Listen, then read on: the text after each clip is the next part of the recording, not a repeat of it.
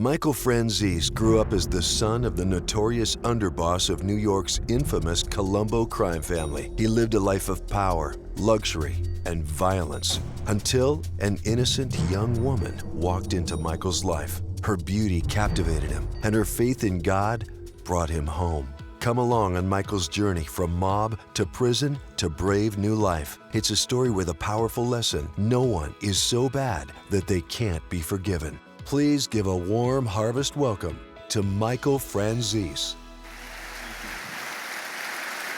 Thank you. Hey, Michael. Thank you. Good to see you, man. Good to see you. Now, is it Franzese? I've been watching your film. There's a new film that's going to be coming out about your life. And when is that film coming out? Halloween night, October 31st. Oh, very appropriate. And they're showing old news reports from the 80s, and they're calling you Michael Franzese. And how do you pronounce your last name? It's really Franzese. But the more Franzese. Italian way is Franzese. Yeah.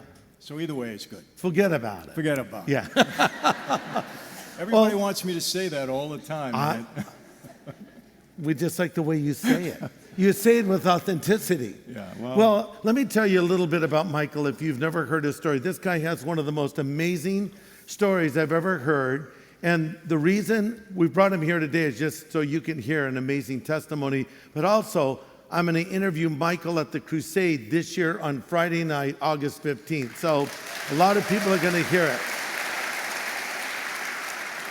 But Michael was a member of the Colombo crime family. Are there 5 crime families, or were there 5 crime families? Well, there still are. 5 in New York. Okay. And there's normally like 9 around the country. So it's like Colombo, Lucchese, Genovese, Bonanno, and Gambino. And Gambino. Yes. And you were in the Colombo crime family. Yes. So this is what we would often call the mafia, but really the better term is La Cosa Nostra? La Cosa Nostra, and it's kind of the American version of the mafia. It means this thing of ours, Yeah. And it's similar to the mafia in Italy, but if you're a made member of the mafia in Italy, you're not automatically made here in America, and vice versa. But So you were effectively raised in a mafia family. Your father, Sonny Franzese, was what they call an enforcer.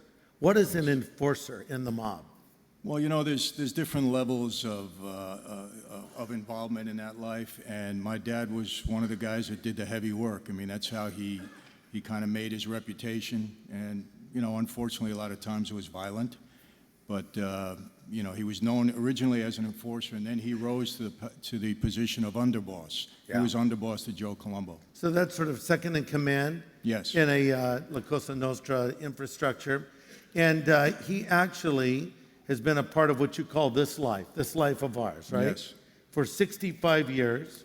Right. So he is probably the oldest living member of the mob today. He is. At 97 years old, he's the oldest living made man, and unfortunately, he's the oldest living federal inmate right now because he's still in prison. Still incarcerated. Yeah. So you were kind of moving up the ranks. You were called in one news report the handsome young prince, the yuppie don. I don't think you like being called the yuppie don. I didn't like that at all. Yes. No.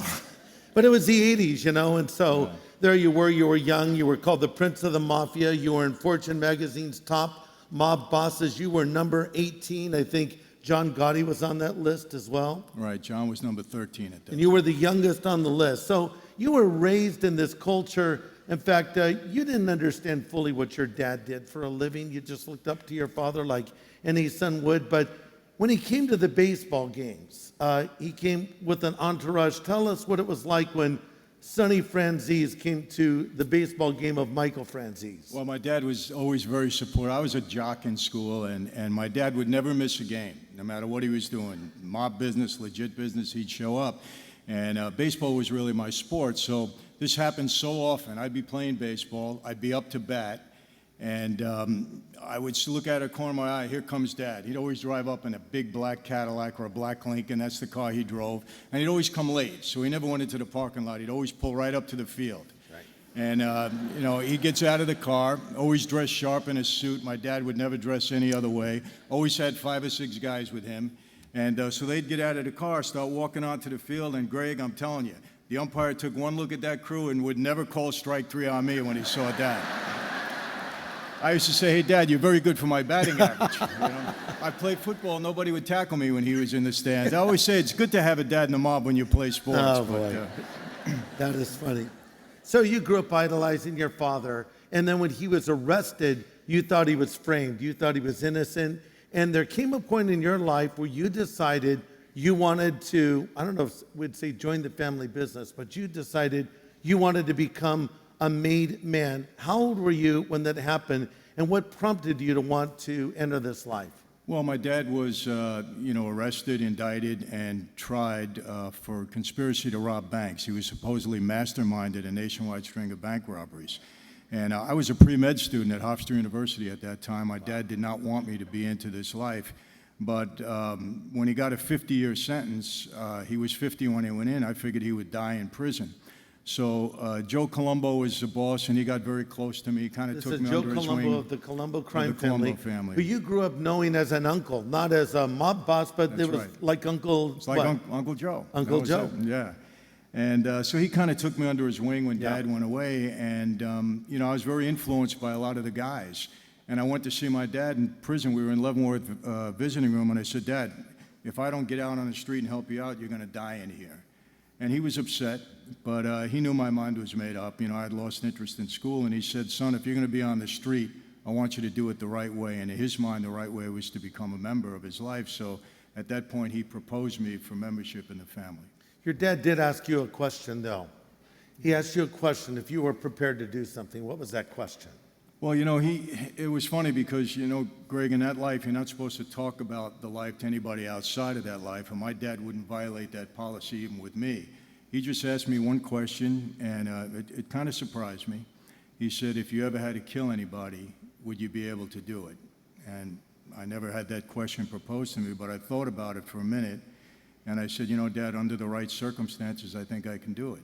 And he said, well, that's the right answer. And he said, go home, and we'll be in touch with you. So you're not a made man yet. When you enter into the mob, what are you called? What are you? You're a recruit. You're a recruit. Right. But you're doing their business. They say do this, and you do this, and that's the way you make your way up to becoming a good fella or a made man, correct? Well, when I was told after that meeting with my dad, they sent for me, and I met with the acting boss because Joe Colombo had been shot, and he eventually died from the wounds. I was going to ask you about that. So Joe Colombo, who you knew as Uncle Joe, is at a big rally in New York City, right? Right. And he's speaking, and he's hit. There's a hit put on him. Right. It was probably ordered or allowed by some of the other bosses or from the other families. Well, they were upset with the fact that he was out there so much, publicly with this Italian-American Civil Rights League that he was doing, and everybody kind of turned on him, and he got shot. He went too public. Rally. Exactly. And they like to kind of operate under the radar a little bit, don't they? So now Colombo's been shot, and you have moved forward, and the day comes for you to become a made man. Now, the ceremony that you go through is really strange, and I think even Christians would be fascinated by a phrase that they use. You go into a room, and what happens? And this is in your new film called God the Father, coming out on Halloween. It's a dramatized, and we're going to show you a scene from the film in a few moments. But so what happens when you become officially a made man? What's the ceremony? Well, after about 18 months, when you have to prove yourself worthy, and in their eyes, I did that. And it was Halloween night, 1975, when myself and 5 other guys were called into a room. And that night, we all took an oath and became made members. And it was a very solemn ceremony, dimly lit room late at night. It was made to be very imposing. They want you to know what you're getting involved in. And I was called into a room where the boss was seated at the head of like a horseshoe configuration, the underboss and the consigliere to his left and right, and all the captains were alongside of them. Walked down the aisle, stood in front of the boss, and I held out my hand. He took a knife and cut my finger. Some blood dropped on the floor because this is a blood oath. And I cupped my hands. He took a picture of a saint, a Catholic altar card, put it in my hands and lit it aflame. And it didn't hurt. It was merely symbolic. It burned quick. And he said, tonight, Michael Franzese, you are born again into a new life, into La Cosa Nostra. And he said, violate what you know about this life, betray your brothers, and you'll die and burn in hell like the saint is burning in your hands. Wow. And that's the oath. So now we fast forward, and you become this prince of the mafia, as the media described you. You were making $8 to $10 million a week in combined income from the gas business. You had kind of a scam going that was making a lot of money, and at the height of your operation, you're selling $500 million worth of gas a month. You had a jet, a helicopter. You had homes in Florida, Los Angeles, New York City. You had 300 guys under you, including members of the Russian mob. You were called an earner. What's an earner? You know, in our family, we had probably 115 made guys that actually took the oath. Out of that, maybe 15 of us were real earners that were bringing money into the family. And I was fortunate. You know, Greg, I knew how to use that life to benefit me in business and went on to make a lot of money. I was very aggressive on the street. I worked 24/7. And so I was in that category at that point. And, you know, as a result of that, in that life, not unlike the real world, money is power. And so, you know, they made me a capo regime. I was a captain, and I had a bunch of men. So, captain, okay, looking at the infrastructure of the mob, so you have the boss, you have the underboss. Then is there the captain, or are there multiple captains? You have, in our family at that time, we had 15 capo regimes or captains. So it's boss, underboss, capo regime. And your father said to you later, if you would have effectively played your cards right, you would have been the boss of the Colombo crime family. So with being an earner, you were on your way to that top position, weren't you? Yeah, I mean, they were grooming me to be either boss or underboss at one point. But you didn't know that you were being watched by the FBI. There was a 14-member FBI task force assigned to you in particular. It was it was kind of unprecedented, and I didn't know this as it was going on, but you know, they had indicted me, and I went to trial 4 times, and I beat every case. I beat Giuliani on a big case. I was the first major mob guy he indicted. Later become the mayor of New York City. Yes, and I was the first major mob guy that was indicted under the RICO statute, and I was acquitted in that case.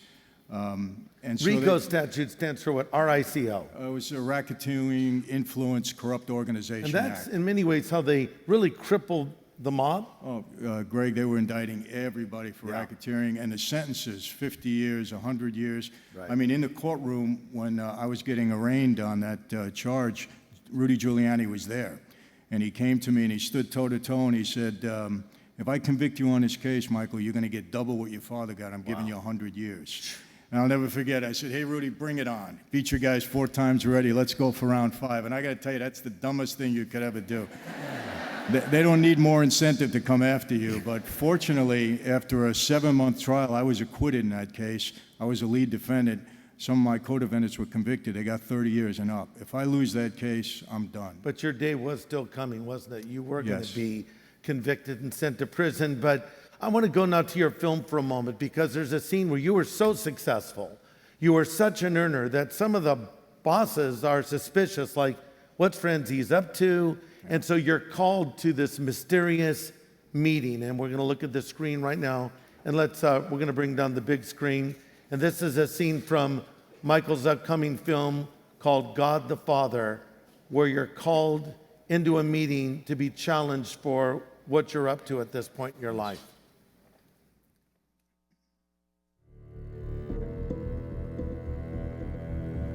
That's not our way, Michael. We'll go separate the way they asked. We live by the oath. The oath and the life are more important than us. I'm going to go, and you must follow. You must. You know what, Dad? I've been listening to you my whole life. I'm gonna go. But I want you to know I don't like it. And I don't like it one little bit.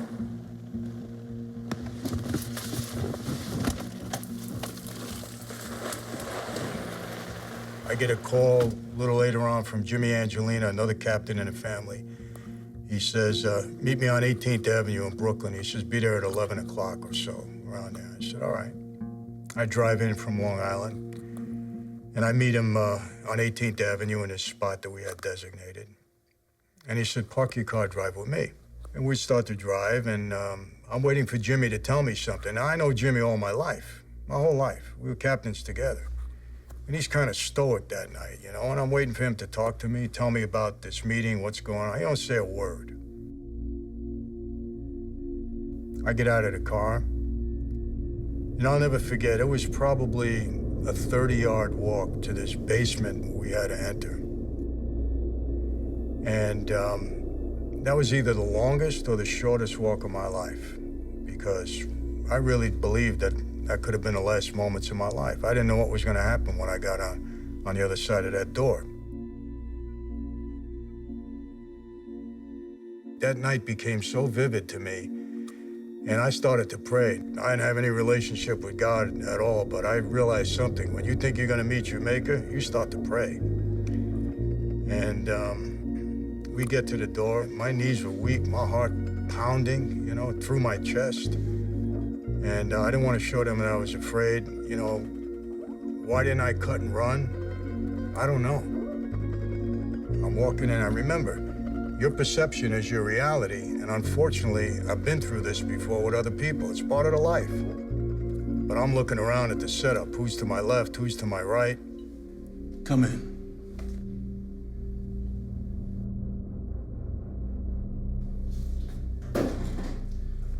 Sit down.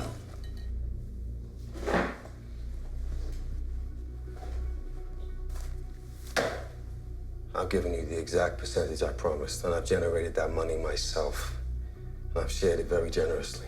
Now, how is it when the press say something about you guys? It's a lie. When they say something about me, it's true.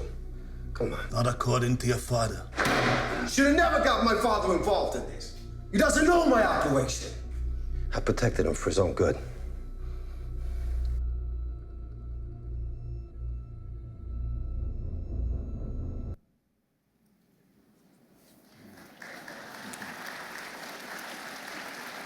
So, Still gets me nervous. what's that? Still gets me nervous when I Wow. think about that. Right. So you found out later, your buddy that you drove over there with, what was his name? Jimmy Angelina. Is he still alive? No. A lot of these guys are no longer still alive, are they?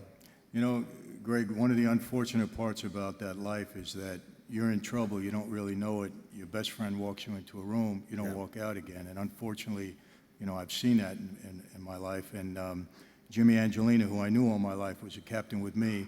About 3 years after I had this incident, they walked him into a room and he never walked out again. Yeah. So you found out later that your father didn't do you any favors in that room, because he went and met with the guys before you did, correct? Yes. Yeah. He didn't do you any favors. So this is where effectively you realize your father had let you down, and then a little bit later, your father put a contract out on you to have you killed. He went along with it, yes. He went along with it. So you find out your father has betrayed you, but yet God allowed this, because through the betrayal of your earthly father, who you idolized, it caused you to realize you needed help, and it turned you to your Father in heaven who loved you, who you committed your life to when you were in prison, correct?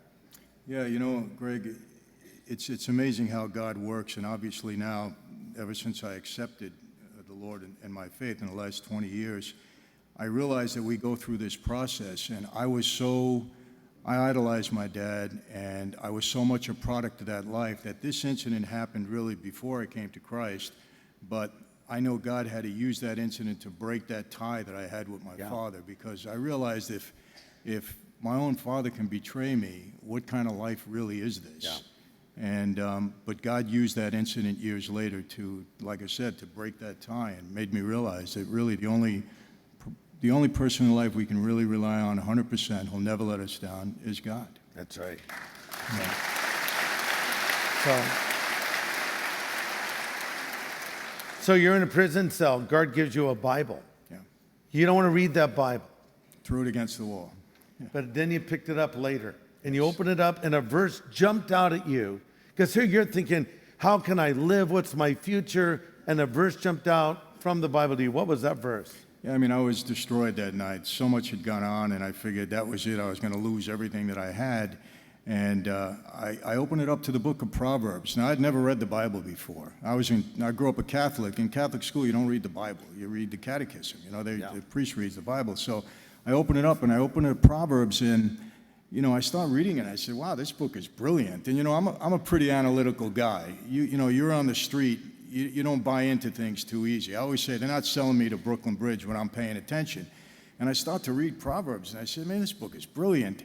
And so it really attracted my attention. And then I came to a verse that it just knocked me out. And I realized that's the first time God spoke to my heart that I listened, because I was desperate. and it said Proverbs 16:7, which says, when a man's ways are pleasing to the Lord, even his enemies are at peace with him. Now, I was a 1 foot in, 1 foot out Christian. I accepted Christ because I wanted my sins forgiven, but I wasn't willing to surrender Jesus because I didn't understand the concept of surrendering my life. I'm a mob guy. I'm in control of my life. So I had 1 foot in, 1 foot out. It was self-serving when I became a Christian. And I got convicted that night because it was almost as if God was with me in that 6x8 cell, and he said, were your ways really pleasing to me, or is this all a facade for you? And you don't really lie to yourself when you're in that situation. And then, I had nothing but enemies that night. The government was against me. My father betrayed me. The boss of my family, a contract. I'm sitting in that cell, and I'm alone. And it's almost as if the Lord has said, I know you got enemies, but you come with me, and I can take care of that. And I always say this, and people, you realize this. You can read a verse in the Bible 20 times, and it'll have 20 different meanings to you because God speaks through that verse according to your needs at that moment. And I really needed to hear that, and it really encouraged me, and it started to put me on the pathway to Jesus, who is my hero and my idol in life now. That's who it really is. Well, I know you want to hear more, and you're going to hear more Friday night at the Crusade, August 15th. But if you want to know more about Michael's story, it's in a book here. It's called Blood Covenant. And also in our radio broadcast this last month, we were giving away another book that Michael wrote called The Good, the Bad, and the Forgiven. So one of the most amazing stories I've ever heard. Let's thank Michael Franzese for coming. I want to say one more Go ahead. thing. Thank you. I spent, during that time, I spent 29 months and 7 days in the hole. It was 24/7, 6x8 cell, me and God. And during that time, all I did was read. I had books sent in and everything else. And I want to tell you how I met Greg. I had a Sony Walkman, and I never heard of Greg.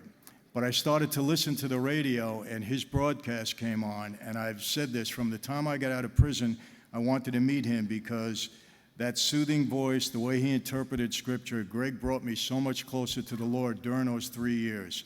And when I got out, I said, I have to meet this man. And I was blessed to meet him, and we become dear friends. And he helped me so much in that jail cell. He didn't even know it, but he had a big part in bringing me to the Lord.